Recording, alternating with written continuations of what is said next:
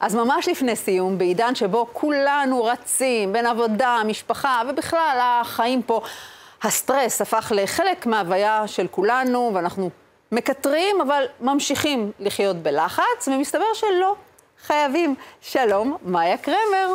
שלום, מירב. אז את מלמדת המון אנשים איך אפשר באמת להשתחרר מסטרס, מסבל, לאזן את הגוף והנפש. את אומרת, אפשר להחזיר את השליטה לחיים.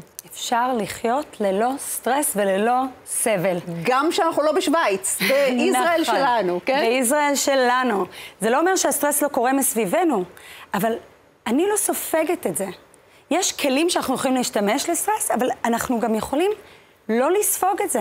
את חיה בלי סטרס? אני חיה בלי סטרס. אני במודעות שברגע שהגוף שלי, אני מרגישה את זה בגוף הפיזי, אני יודעת שזה קורה בזמן שזה קורה, ואז זה לא מנהל אותי.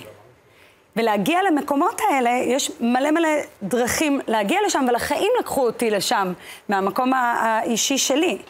כי את לא תמיד היית ככה נכון. רגועה או יודעת לאזן ולשלוט בסטרס. נכון מאוד. עבדתי בניו יורק, בעולם בתעשיית האופנה, וכאילו זה ריצות והפקות ולחץ וחוסר שינה, ובגיל 16 היה לי את ההתקף חרדה הראשון שלי, וזה כאילו הגוף שלי זכר מה זה התקף חרדה ומה זה סטרס, וחשבתי שזה בחיים לא יעבור, כי זה מין זיכרון.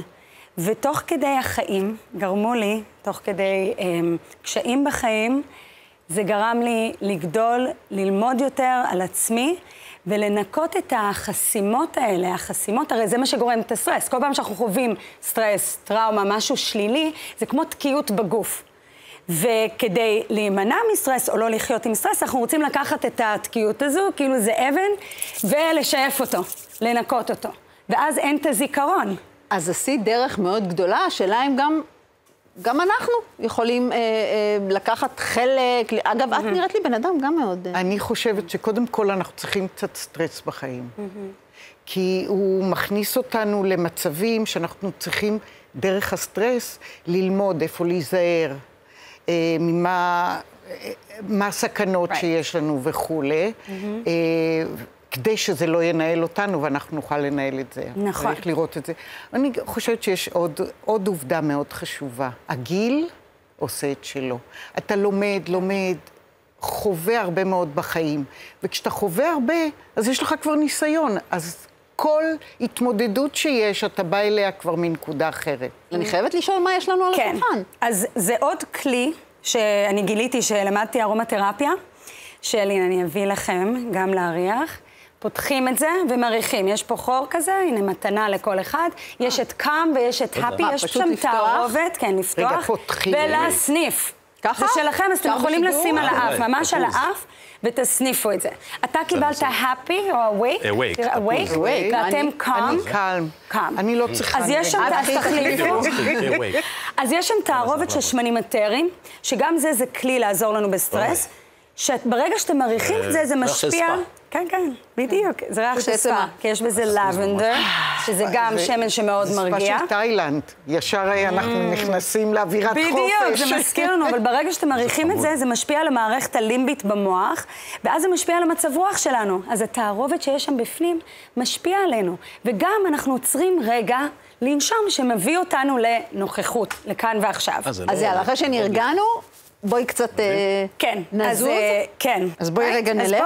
תראי, מי שלא היה לו התקף חרדה לא יודע כמה זה לא נעים.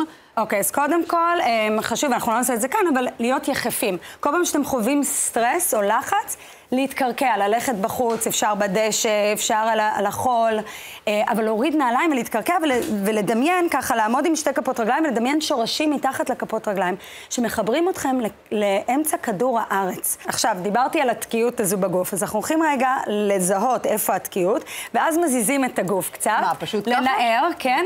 אז נגיד, יכול להיות שזה יושב לכם בכתפיים או בראש, בצוואר. מה, להזיז איפה שזה... כן, בדיוק, ולנער את הגוף. בלב?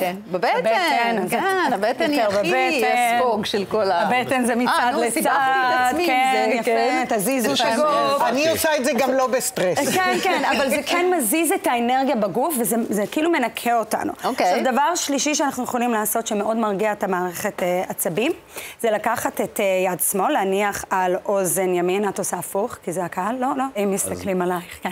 יד שמאל על אוזן ימין, ואז להפיל את הראש לצד שלי. מה, לצד של המרפק? כן. ואז לוקחים את יד ימין ועוטפים את הבטן.